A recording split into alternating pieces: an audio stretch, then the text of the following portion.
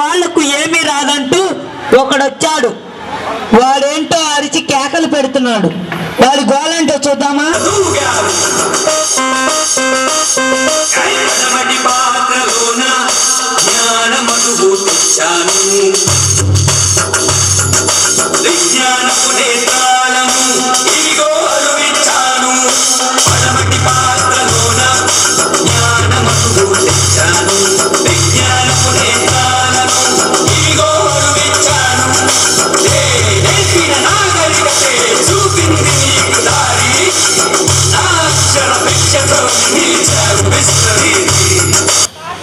ఏమిటి వీడి అహంకారం?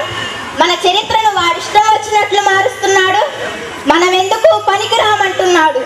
మనకేమీ చేత కాదంటున్నాడు. భరతమాత హృదయం భగ్గుమంటుంది. అతి ప్రాచీన నాగరికత కలిగిన ఈ దేశమాత గర్జించబోతుంది.